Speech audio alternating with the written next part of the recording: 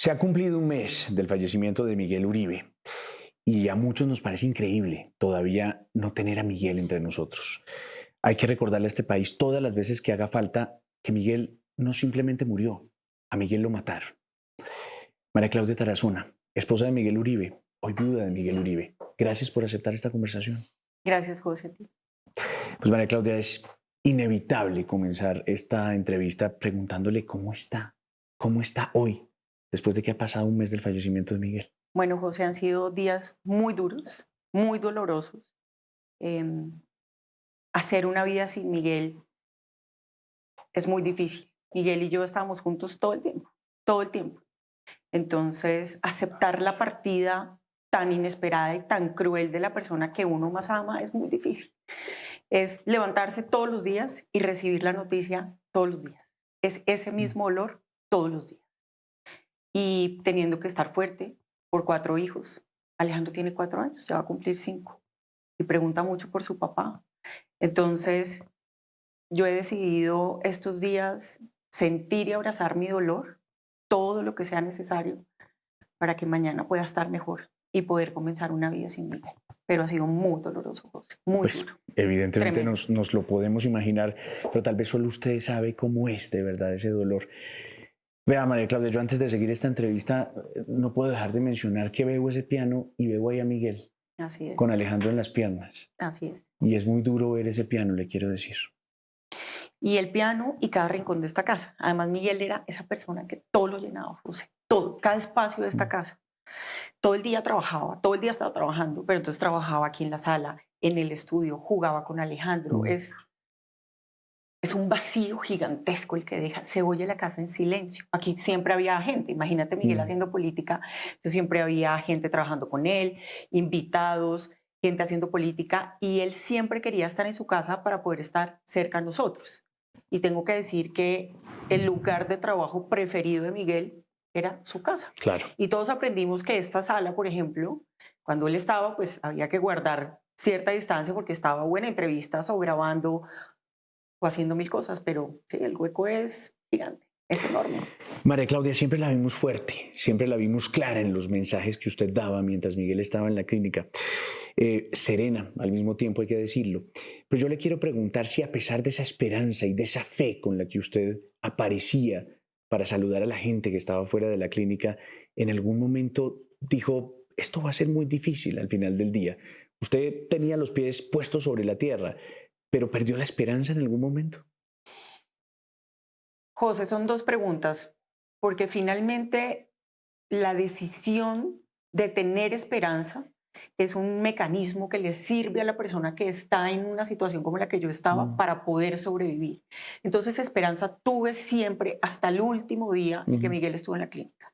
Y era ese bastoncito que me servía para levantarme, para poderlo ver como lo veía, porque Miguel estaba muy mal en la clínica, es decir, tuvo momentos buenos, pero físicamente, claro, tuvo un impacto de bala en su cabeza, luego su cabeza estaba terrible.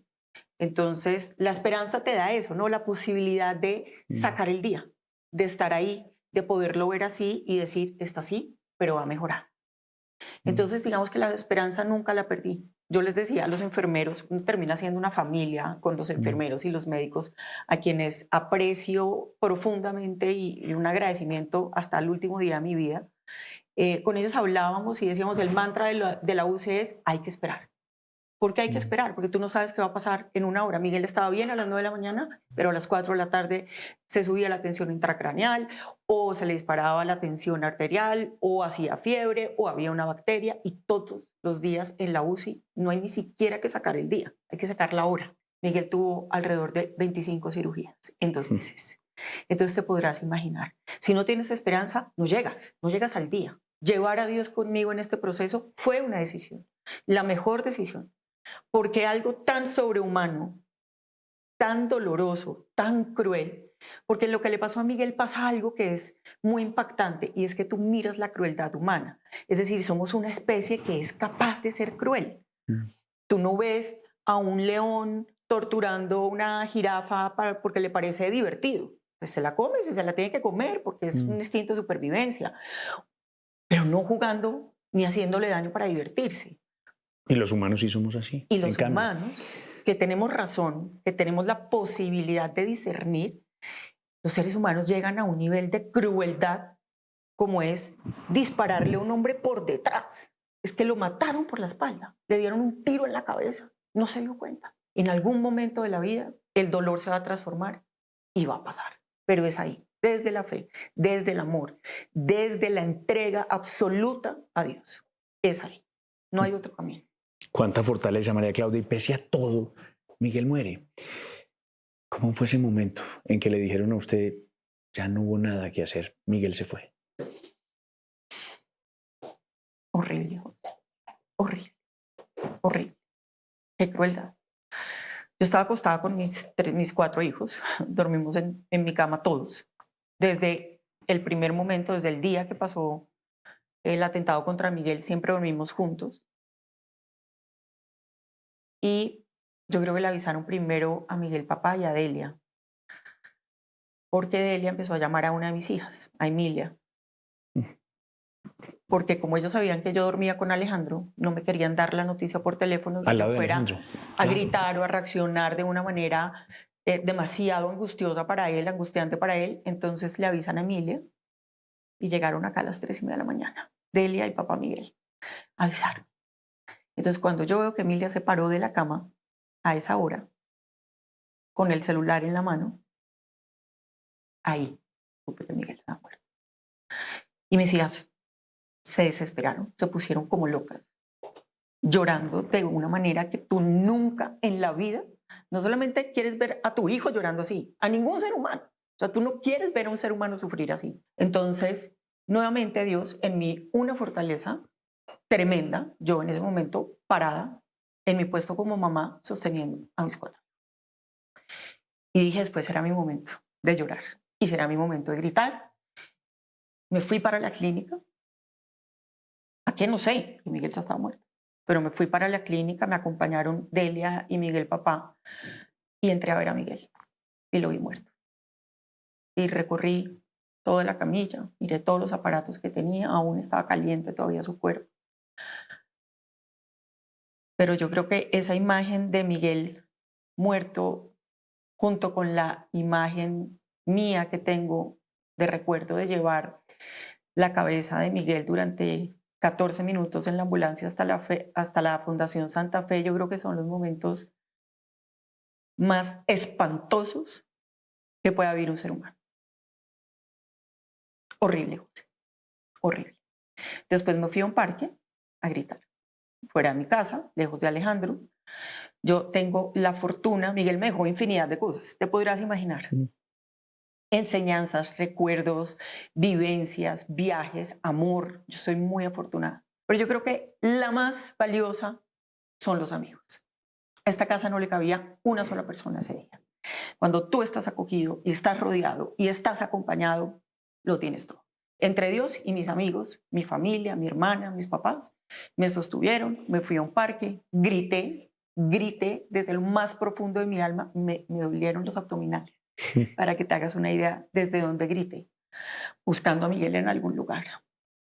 Y ya después, pues sigue lo que sigue. Sabemos que fueron pues, los 2 días de la cámara ardiente y finalmente su doloroso y triste entierro.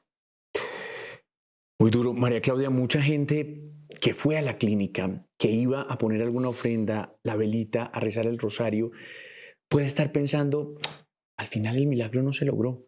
¿Usted lo ve así también? No, no, para nada. Dios obró.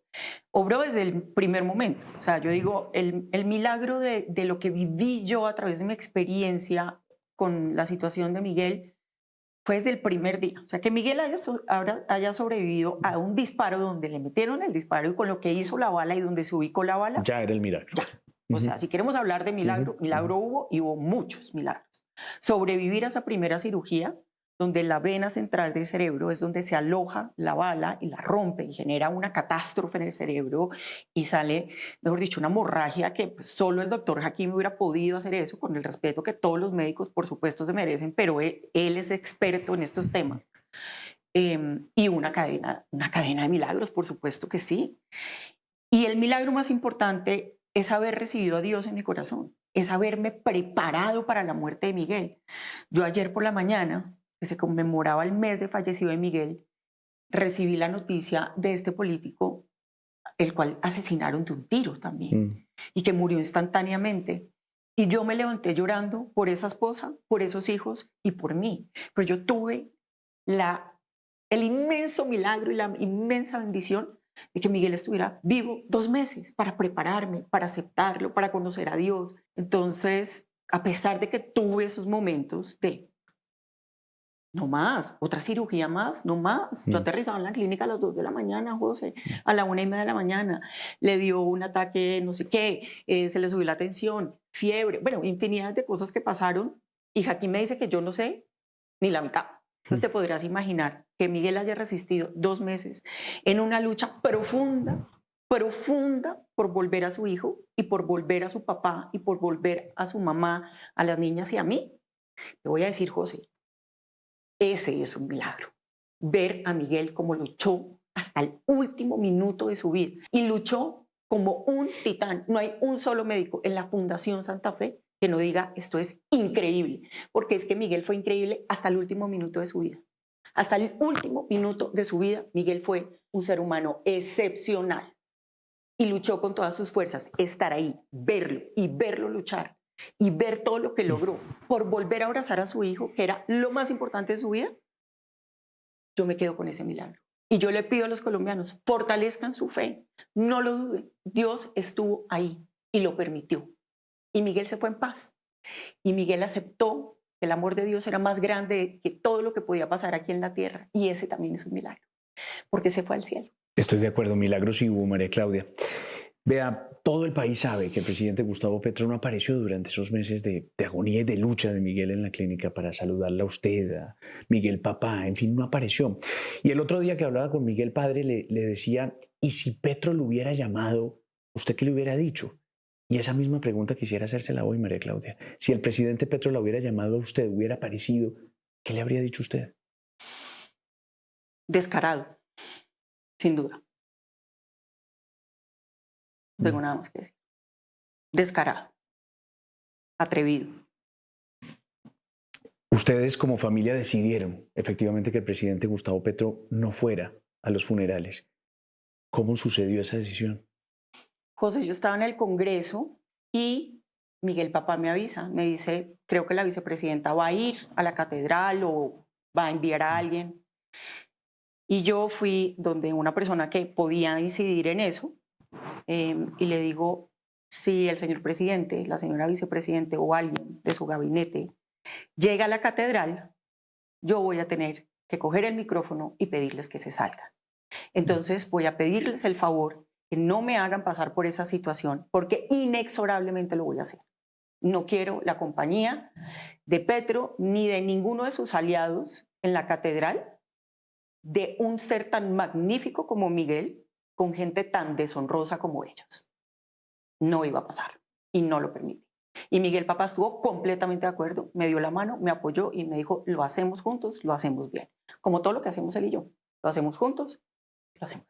Así como hubo mucha solidaridad de la gente que fue, que expresaba esas oraciones, que expresaba ese apoyo a la familia, a usted en particular, María Claudia, seguramente también hubo oportunismo de muchos políticos, algo que le hubiera impactado. Supe muchas cosas que pasaban porque afuera había muchas cámaras y no hay nada que un político ame más que las cámaras. Claro. Entonces se volvió un escenario para hacer política, pero yo estaba en lo mío. Yo sabía qué estaba pasando, pero yo estaba en lo mío. Y lo mío era 4 hijos y una persona que era el amor de mi vida muriéndose en una UCI. Entonces yo por allá, yo no tuve nada que ver con eso. Desafortunadamente hubiera querido ver más gente, pero no tenía ni la fuerza, ni el ánimo, ni la capacidad. Uno vive como medio en automático. Entonces, claro, allá se presentó mucho eso, ¿no? Mucho, pasó mucho que la gente iba, los políticos iban y bueno, había candidatos ahí paseándose, aprovechando. Pero yo creo que hay una de las cosas más duras y más dolorosas y que más me impactó y es el día que yo recibo el cuerpo de Miguel Uribe en el Congreso. José, no te puedo explicar con palabras qué es sentir que te van a entregar a tu esposo en un cajón, pero además recibir, o sea, salir en medio de las 6 de la tarde, con el frío más horrible, recibiendo a Miguel en un cajón. 39 años. No cumplió 40, José. No alcanzó a cumplir 40 años. Entonces, ahí lo tuvieron un tiempo. Yo estuve hasta por la noche del día siguiente, llegué temprano, que fue el segundo día de velación, y alguien me avisa y me dice, María Fernanda Cabal te está buscando. Y yo, pues la verdad, si la vi en la clínica, no la vi, porque es que además yo estaba muy metida con Miguel y yo a ella no la saludé en la clínica. Yo sé que fue varias veces, pues yo no la vi a ella. Y María Fernanda me dicen que me está buscando, y yo voy a aprovechar a saludarla, como no, compañeros de Miguel de partido. Me acerco a María Fernanda y una persona cercana me dice, María Fernanda tiene un micrófono puesto, prendido. Y yo dije, ¿qué? Cuando se fue a acercar a saludarla. Cuando se acercó a mí, tenía un micrófono en la camisa. Entonces yo le dije, María Fernanda, ¿te puedes quitar el micrófono, por favor? Me dijo, no, es que yo no tengo ningún micrófono. Le dije, ese que tienes ahí. Ay, no me he dado cuenta. Se lo quitó y se lo entregó a una niña que trabaja con ella. Y acto seguido, con mi esposo atrás en un cajón, con mis 3 hijos y con Alejandro de 4 años, María Fernanda Cabal me mira y me amenaza diciéndome, me imagino yo, con miedo a que yo me meta en la política o que fuera candidata política, amenazarme diciéndome, tú no conoces Colombia, tú no sabes cómo es este país, tú no sabes lo que aquí está pasando. Y me hablaba cerquita y yo le decía, María Fernanda, tengo a mi esposo aquí atrás, está en un cajón, me lo mataron. Me lo mataron por hacer política. ¿Cómo así que yo no conozco este país? ¿De qué me hablas? Y en ese momento ella como que me da un abrazo y yo salí de ese espacio donde estaba, me senté y dije, no puede ser, no puede ser. Porque es que una cosa es la política, José, y en la política tú ves infinidad de cosas. Tú en la política ves oportunismo, ves egos, ves ansias de poder, ves deshonestidad. La política buena se hace, claro, con diferencias, riñendo, empujando, peleando, que era lo que hacía Miguel y lo hacía muy bien. Hay debate todo el tiempo, sí. Claro, y eso está bien, el debate político está bien, pero como ser humano no puedes hacer eso. Tú no puedes coger a una viuda que le acaban de matar a su marido con sus 4 hijos a decirle y amenazarla por el miedo a que haya una contienda política. No puede pasar. Y eso hizo María Fernanda. Y eso hizo María Fernanda. Y te voy a decir una cosa, José. Para gobernar hay que ser un buen ser humano, porque eso es lo que necesita este país. Y cuando tú traspasas esa línea de lo político y te llevas por delante lo que sea, no eres un buen ser humano. No hay un buen ejemplo. No puede pasar. No puede pasar. Eso no es sano para el país. Muy delicado. Muy delicado eso que nos cuenta. María Claudia, y también en esa contienda en el Centro Democrático estaba otra mujer, Paloma Valencia, y seguramente Miguel también tenía discusiones políticas, programáticas con Paloma. ¿También de Paloma piensa lo mismo que de María Fernanda Cabal usted? No. Paloma, mejor dicho, ella se portó conmigo como yo hubiera esperado que se portara María Fernanda, como una esposa, como una mamá, como una amiga, como una mujer en duelo, en dolor. Y eso hizo Paloma desde el primer día que llegó a la clínica. Ella llegó a la clínica cuando estaban operando a Miguel y empezó a llegar un montón de gente, la fiscalía, el seguro, bueno, había un montón de cosas. Paloma me dijo, ¿qué te ayude? Le dije, por favor, encárgate de todo. No puedo pensar, no sé qué hacer.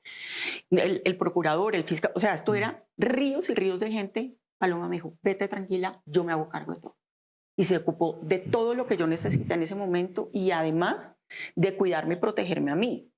Generosa como ser humano, muy, muy amorosa conmigo desde el humano. Y ha sido así todo el camino. Ha sido muy prudente. Ella no me llama todos los días, ni hablamos todos los días.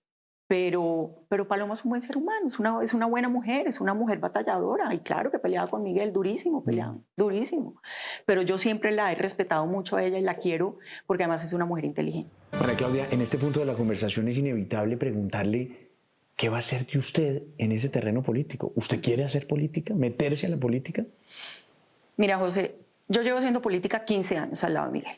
Aprendí a hacer política con Miguel cuando éramos muy chiquitos. Yo le llevo 6 años a Miguel.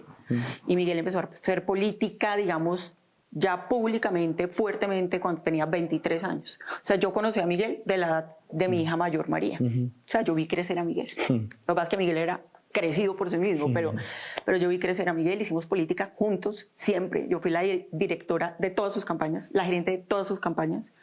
Claramente, nunca tomó una decisión sin mí. O sea, los discursos los practicábamos juntos, los escribíamos juntos, las respuestas. Te voy a contar una anécdota divina. Cuando Miguel estaba en el consejo, el señor presidente era alcalde de Bogotá, que entre otras pues acabó con Bogotá en su momento, como evidentemente lo está haciendo ahora con el país. Y entonces Miguel tenía que votar el tranvía por la séptima. Petro quería pasar el tranvía por la séptima y esos recursos estaban destinados para el metro. Y entonces el último voto era el de Miguel. Y con ese voto se definía si hacían el tranvía, que era mucho más rápido, es decir, se iba a hacer ahí mismo, o se guardaba la plata del metro. Pues Miguel tenía 24 años, José. Entonces Miguel me llama y me dice, no sé qué hacer. Es decir, mi voto define algo y él estaba empezando la política, estaba arrancando y estaba obviamente... Y yo le dije, Miguel, yo no sé de presupuesto, pero yo sí sé de valores. Y ten coherencia en tus decisiones hoy y el resto de tu vida, con honor y con coherencia. Eso es lo que te puedo decir. Y votó negativo y hoy tenemos la plata del metro.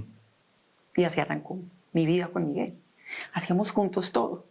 Miguel siempre tuvo el mejor consejero, el mejor ser humano y por supuesto su guía en todos los aspectos que ha sido para mí también y es su papá. O sea, este proyecto político de Miguel lo construimos siempre, siempre desde el día 1. Su papá, Delia, Miguel y yo. Siempre. En cada una de las decisiones. Pero pues Miguel vivía conmigo. Entonces, en la intimidad de la almohada es donde tú mejor conoces a las personas, porque es ahí, en esa intimidad donde tú hablas, donde oyes los dolores, donde están los sueños de esto me está pasando, esto quisiera. Miguel también se cansaba, que no pareciera, tenía un ritmo de vida. Yo le decía a Miguel que en cuál de sus 3 agendas estaba, porque él tenía la agenda de la mañana, la agenda del día y la agenda de la noche. Miguel dejaba de trabajar a las 12 de la noche y arrancaba a las 5 de la mañana a trotar. Y se montaba en un avión para Cartagena y por la tarde estaba en Medellín y después volaba a Pasto y así era su vida. Y después iba al Congreso y peleaba como peleaba y defendía al país como lo defendía. Entonces, un hombre extraordinario. Pero ese hombre extraordinario tenía una familia maravillosa que lo soportaba. Y pues obviamente su papá fue fundamental. Pues fue todo para él. Claro. Su papá fue todo. Tú no sabes. Mira, yo creo que pocas cosas he visto en la vida que me llenen de tanto, tanto amor y es ver la relación que tenía Miguel papá con su hijo. Miguel. Era, o sea, eso no era normal. Eso era de otro planeta. ¿Y la relación suya con Miguel papá está bien? Espectacular. Espectacular. Él es un papá para mí. Yo tengo un papá maravilloso que amo y adoro, que además está golpeadísimo con esto. Mi papá es súper sensible, le ha dado muy duro. Pero Miguel papá es un papá para mí. Claro. Completamente. Yo todos los días de mi vida, desde hace muchos años, yo me levanto, llevo a Alejandro al colegio y se lo pongo en camarita. Dejo a Alejandro y lo llamo por teléfono y hacemos el resumen del día anterior. Miguel no tenía mucho tiempo, entonces yo ayudaba mucho a contarle lo que había pasado. Ahora, María Claudia, dicho todo lo anterior, no me ha contestado la pregunta. Ya te la voy a contestar. ¿Se va a meter en política María Claudia Tarazona? Lo que te digo es, mi vida ha sido la política. Yo no me voy a ir del país, yo me voy a quedar acá. Amo este país profundamente, lo respeto con mucho honor, como lo hacía Miguel. O sea, yo no resisto que la gente habla mal de Colombia, están pasando cosas muy difíciles, pero siempre hay que pensar que eso no nos define como colombianos. Que tengamos un presidente y unos aliados de un presidente haciendo lo que hacen, no nos convierte en un país, ni el peor país, ni el país más malo, ni absolutamente nada. No podemos dejar los colombianos que Petro nos defina a nosotros. Eso no puede pasar, José. Un personaje como este no puede definir la identidad de un país. Yo en este momento no voy a hacer política. Yo tengo que hacer mi duelo y tengo 4 hijos que están sufriendo profundamente. Profundamente. El dolor de mis hijos es la prueba más fuerte que me ha puesto Dios sobre la tierra. Porque yo le digo a Dios, mándamelo a mí todo, Dios, mándamelo, pero no a los niños, no a Alejandro. Alejandro me rompe. Es el único que me hace quebrar. Y va para allá, María Claudia, ¿cómo está Alejandro? ¿Cómo está llevando este proceso? Un niño tan chiquito. A todos, créame, que nos impresionó mucho verlo en esa inocencia, ese hasta el cajón donde estaba su papá, sin quizá entender la dimensión de lo que estaba pasando, poniendo las rosas ahí, pero al final uno dice, Alejandro es una víctima, como muchos niños de este país, que le causa a uno de verdad un dolor y una indignación y una rabia también, le quiero decir, profunda. Dolor. ¿Cómo está Alejandro? Mucho dolor. Mira, yo, todas las decisiones que tomo con mis hijos, todas las decisiones que tomo con mis hijos son decisiones pensadas. Yo no actúo a la ligera como mamá, porque mi profesión es ser mamá y el resto son añadiduras a mi vida. Entonces yo no tomo decisiones a la ligera. Todo lo que yo he hecho con Alejandro es asesorada por el mejor equipo, Cecilia Zuleta y su compañera Juana, que pues son excepcionales, y ellas a su vez están asesorándose también por la persona, tengo entendido que las formó ellas, expertas en duelo, expertas en esto. Lo primero es la verdad. Si tú quieres que un niño no haga trauma, dile la verdad. Los niños no entienden las características de la muerte, como nosotros los seres humanos tampoco, José. Para que a ti te digan que algo es irreversible, permanente, eterno. Cuesta mucho. Nunca más, nunca más, nunca más, nunca más. Es una palabra que a mí me hiela el alma. Imagínate para un niño que primero entiende el espacio, ¿cierto? Ellos dicen, estoy acá, me voy para allá, voy para mi cuarto, y te pueden decir, mañana me comí un jamón, ¿sabes? Te hablan así en esos tiempos, porque el tiempo es muy difícil para entender, eso lo van entendiendo con el tiempo. El duelo en los niños no es lineal, como el del adulto, yo estoy en duelo permanente. Alejandro es duelo intermitente, él puede estar aquí, jugar, estar feliz, y de repente, mamá, ¿por qué mataron a mi papá? ¿Por qué? Te voy a contar esta historia, que es muy triste, de la inocencia de un niño, de esa crueldad que yo te cuento que la especie humana es capaz de hacer, o sea, matar a una persona de esa manera, arrancarle a un niño a su padre de esa manera. Estábamos yendo a misa y por supuesto Alejandro me dice, no quiero ir. Y le digo, mi amor, te voy a contar un secreto. La iglesia es la casa de Dios y Dios siempre está con papá. Entonces, cuando llegues a la iglesia, vas a estar con Dios y vas a estar más cerca, papá. Y se voltea y me dice, mami, ¿me puedo quedar a dormir en la iglesia?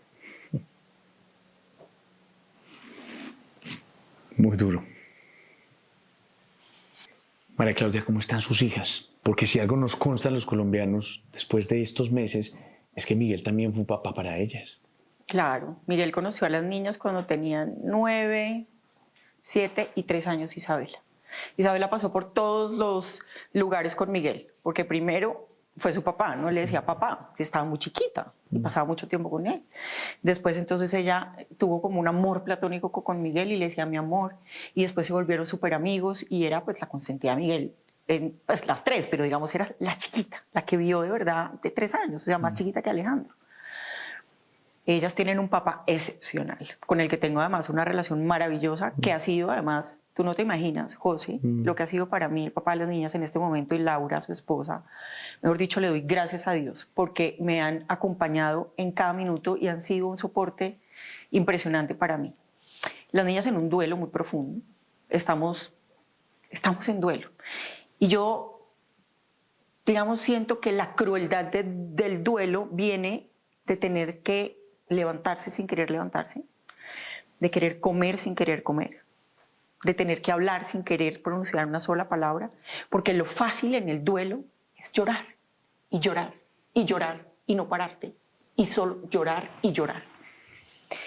Pero el duelo o lo abrazas y le pones la cara y te lo llevas por delante o acaba con tu vida. Y yo decidí con mis hijas, y es una decisión. Tú no puedes decidir no estar triste, porque inevitablemente la tristeza hace parte de nuestra vida y será parte de nuestra vida el resto de nuestras vidas. Lo que sí tenemos que decir es cómo vamos a vivir el duelo, y eso sí es una decisión. Y yo decido con mis hijos, con las 3 niñas, a pesar del dolor, decidimos vivir a través del amor por Miguel. ¿Qué significa eso? Lo fácil es llorar. Yo pudiera estar todo el día llorando, no me cuesta nada.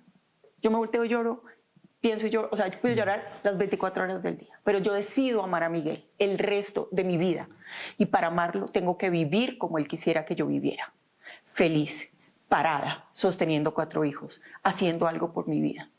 Así quería Miguel, así quisiera Miguel verme a mí. Él no quisiera ver a María Claudia destrozada y en unos años con una enfermedad o alguna cosa y muriéndome a los 50 años. No. Él quiere que yo sea feliz. Y como yo amo a Miguel y decido amarlo por el resto de mi vida, José, él fue el gran amor de mi vida. Nos amamos con todas las fuerzas de nuestra alma. Yo decido amarlo y decido vivir en honor a él como él quisiera que yo viviera. Y eso están haciendo las niñas. Lloramos, le damos la cara al dolor, claro que sí. O lo abrazas o te come, o le pones la cara o te lleva por delante. Punto. El dolor es así, no perdona, porque es que la vida es así. Tú escoges muchas cosas en tu vida, pero tú no escoges el dolor. El dolor llega, porque en la vida se gana y se pierde. Y cuando se pierde, tienes dos decisiones. O sales adelante y eres un resiliente y haces con tu vida un milagro, lo que hizo Víctor Frank. Víctor Frank entra al campo de concentración con un manuscrito debajo del brazo. Evidentemente se lo iban a quitar porque lo primero que hacen es desnudarlos, quitarles sus zapatos, quitarles el pelo y ponerles una pijama de rayas. Pero cuando salió del campo de concentración, él tenía un nuevo libro. Y eso es lo que se hace con la pérdida y con el dolor. Y si no, te mata. Y yo no me voy a morir porque a Miguel lo mataron. Y lo mataron de la peor manera. A mí no. Yo sigo viva y voy a vivir y voy, en algún momento, no se sorprendan de verme sonreír. Y si me ven sonreír van a decir, está trabajando su duelo, lo está haciendo bien y lo está haciendo por Miguel y por mis hijos. María Claudia, en este punto también quisiera preguntarle por otra cosa que sé que es dolorosa, pero es necesario preguntársela. Al joven sicario que mató finalmente a Miguel, a su esposo, lo sancionaron por 7 años en un sistema penal diferencial por ser menor de edad, precisamente. ¿Qué piensa usted de esa sanción? Le pregunto por un lado, y por el otro lado, ¿qué le diría a ese muchacho si algún día se lo encuentra, si lo ve? Mira, José, yo creo que desde el punto de vista de política criminal hay que replantear ese tema, por 2 razones. Porque si un niño de 15 años toma la decisión, y ya hablamos de lo que hay detrás de esa decisión, pero en ese momento toma la decisión de acabar con la vida de una persona, como la que hizo este joven con Miguel, la consecuencia en la vida tiene que ser proporcional a eso. Y eso tiene 2 aristas. La primera, respondes por tus actos y respondes proporcionalmente por tus actos. Y así funciona la vida, porque es que la vida es así. Y entonces, si nosotros queremos un país justo, las penas deben ser proporcionales a los actos que cometen los seres humanos.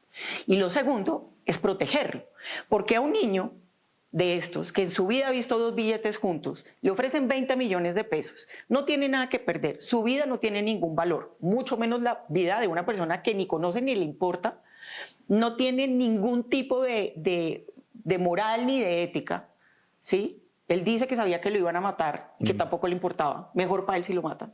Le ofrecen 20 millones de pesos y le dicen, usted va a la cárcel 7 años. Y salen 5 o en 4 por buen comportamiento, si estudia y tal. No sé si eso tenga subrogados penales, me puedo estar equivocando en eso, pero digamos que los tiene. Va y mata sin ningún problema. Pero si le decimos no son 20, no son 7 años, sino son 40, porque cuando tú matas a alguien, te tienes que ir preso 40 años para que respondas por tus actos y formemos una sociedad de valores y justa, o le dan muchísima más plata y se les vuelve un problema, o el chino dice no lo hago. Entonces, esas 2 variables son muy importantes. Respondes por tus actos y proteges a ese menor. No podemos tener oficina de sicarios menores de edad en Colombia. O sea, ¿qué nos está pasando? ¿Cómo es posible que llegue una persona a una oficina y diga, buenas, vengo por un sicario? ¿Sí? ¿De qué edad lo quiere? Más o menos 11, 12. ¿Qué es lo que pasa en la realidad, no? Está pasando, José, eso. Eso pasó. En el atentado de Miguel había más jóvenes involucrados en el atentado. Y entonces lo dicen, ¿y de qué estatura lo quieres? ¿Unos 70? ¿Lo quieres Terrible. que sepa de arma blanca o que dispare? ¿Qué tipo de armas quiere que sepa disparar? Y tienen entrenando a estos niños desde los 8 años, como este joven que le disparó a Miguel, que a los 8 años lo estaban entrenando para matar. Tú no puedes ver a ese joven haciendo lo que hace diciendo, no, pues es que fue su primer muerto, no. Entonces, terrible. ¿Qué está pasando? Eso tiene que cambiar. Y yo creo que las políticas criminales tienen que tener dos sentidos. Uno, que eso es en la esencia la política criminal, ¿no? El primer sentido es la sociedad justa y respondes por tus actos. Y la segunda, proteger también.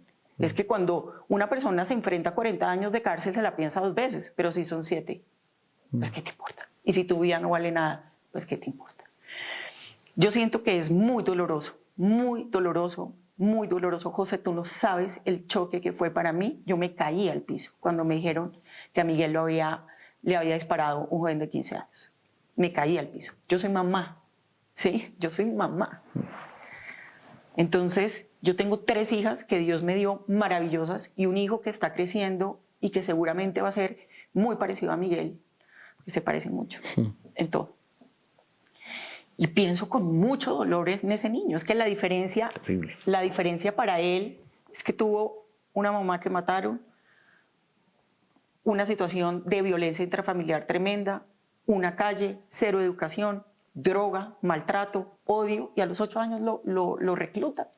Me da dolor. No estoy diciendo que estuvo bien, claro que estuvo mal, obvio que me da dolor y rabia, por supuesto, pero yo no escogí el camino ni de la venganza, ni de la rabia, no, eso no pasa por mí. Si yo lo pudiera ver, en algún momento le diría, mira, tu vida sigue y tienes una segunda oportunidad y tu vida puede cambiar. La de Miguel no tuvo una segunda oportunidad. ¿Pero por qué quisiera eso? Porque es que ese niño va a salir en 7 años o en 6 o lo que sea y va a coger un arma y va a volver a dañar una familia. Entonces, ¿qué hacemos? ¿No es mejor darle una segunda oportunidad? No sabemos qué va a pasar en 7 años con ese joven. Yo pienso así. Ese es mi corazón, ese soy yo. María Claudia, voy cerrando. ¿Qué le dice a las viudas que, como usted, hay tantas en Colombia además por cuenta de la violencia absurda que estamos viviendo, hoy pasan por un momento de dolor y de duelo como el que también usted está viviendo? ¿Qué le dice a ellas? Hábleles a ellas. Muy doloroso